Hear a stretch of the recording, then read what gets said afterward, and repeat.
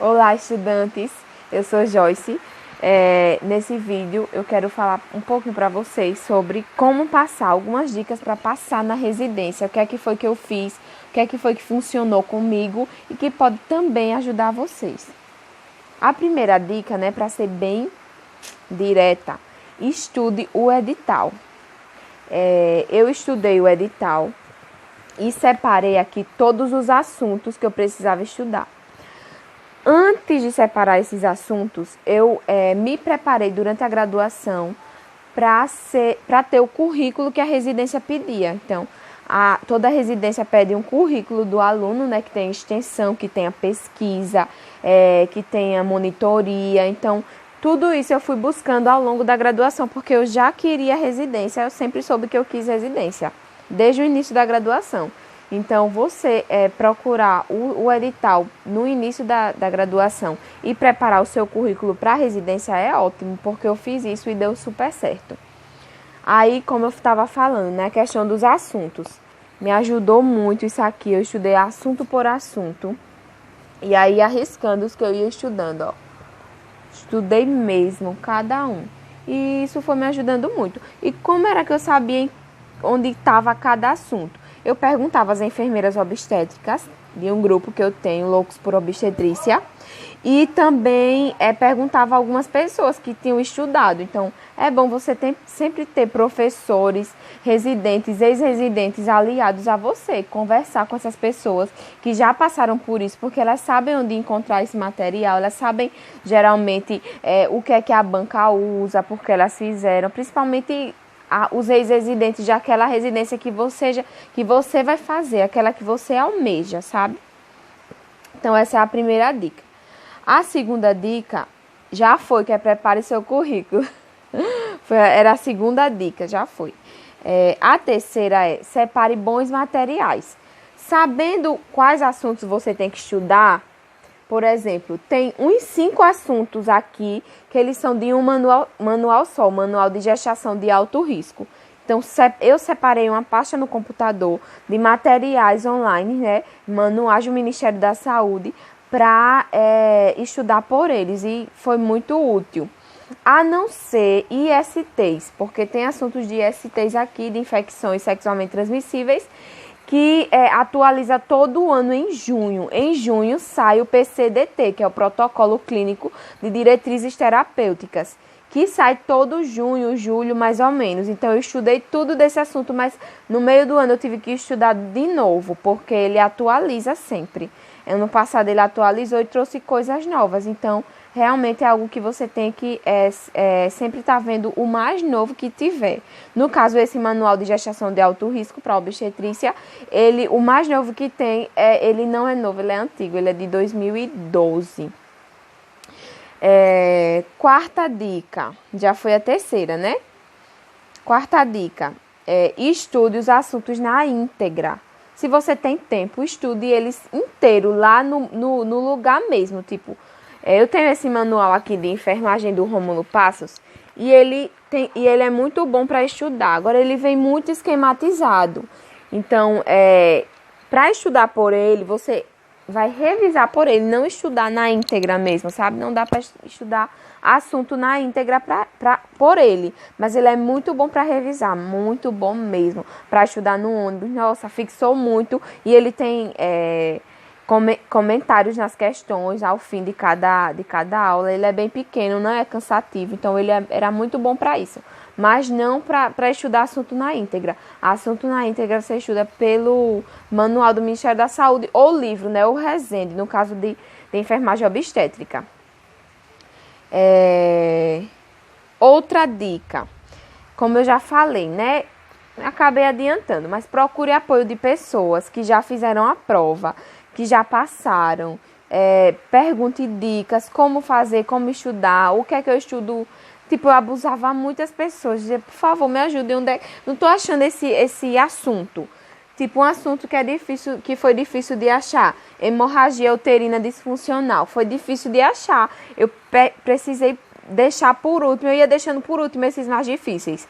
E aí teve uma hora que eu disse, não, tem que estudar isso. Aí eu perguntei a Carol do Quero Ser Parteira, ela tem um canal no YouTube, tem no Instagram também, por onde estudar. Ela mandou um livro para mim, um livro de Freitas, que é um livro de ginecologia. Então ele foi muito bom, estudei por ele.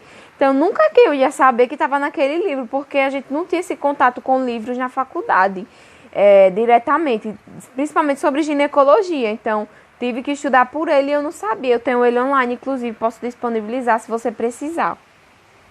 Então, fazer amizades com essas pessoas e perguntar a essas pessoas que já estudaram, já tentaram, é muito válido, porque elas têm dicas, elas têm realmente uma bagagem para oferecer para você que está começando agora. Então, eu ficava no pé, por onde eu estudo isso, por onde eu estudo aquilo, não estou encontrando isso, não estou encontrando aquilo. Quando eu não encontrava, procurava, não encontrava, eu ia atrás dessas pessoas.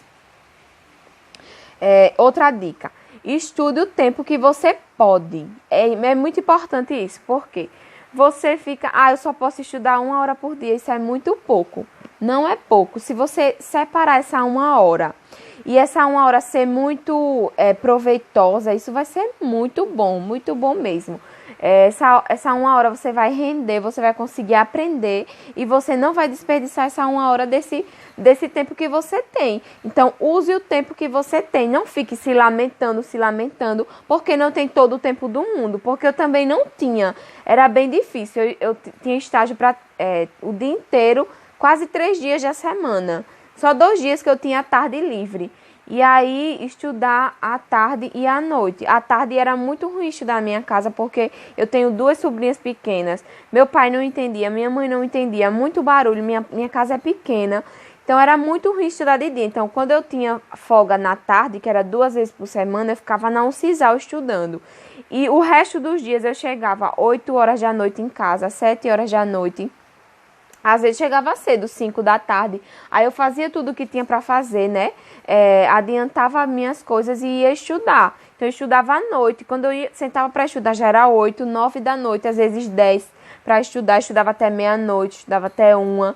Então eu estudava muito cansada e com muito sono. Mas eu usava o que eu tinha, eu não ficava me lamentando. Claro que às vezes eu ficava triste porque eu não tinha o dia inteiro para estudar, porque eu não tinha a tarde inteira para estudar, mas vida que segue, você tem que usar o que você tem. Use o que você tem, por favor. O Flash fez assim, não vai? Outra dica. Seja persistente, gente. Olha, eu chegava a dias que eu tinha que fazer vários trabalhos do estágio, que eu tinha que fazer várias coisas de TCC e pensar no meu artigo que estava publicando.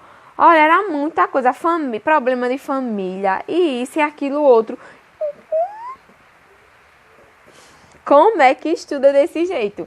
Estuda, mesmo assim estuda. Então, às vezes eu estudava chorando porque eu estava muito estressada, cansada, com sono, querendo dormir, querendo passar na prova. Então, eu estudava chorando, mas eu estudava. Uma dica que foi muito importante para mim, o caderno de erros. Gente, eu aprendi demais com esse caderno. Nesse caderno de erros. Minha letra é feia, mas tudo bem. Eu vi essa dica no site do Rômulo Passos, que eu estudava pelo site, então tinha lá essa dica, faça um caderno de erros e tal, a menina falando. O que é o caderno de erros? O caderno de erros é um caderno que você reserva ele só para colocar as coisas que você erra, as questões que você erra. Você está respondendo questão, de repente você erra, aí você vem aqui no caderno de erros e anota como é o certo. Olha só como eu fazia. Eu comecei a preencher esse caderno em julho de 2019. E eu preenchi ele até...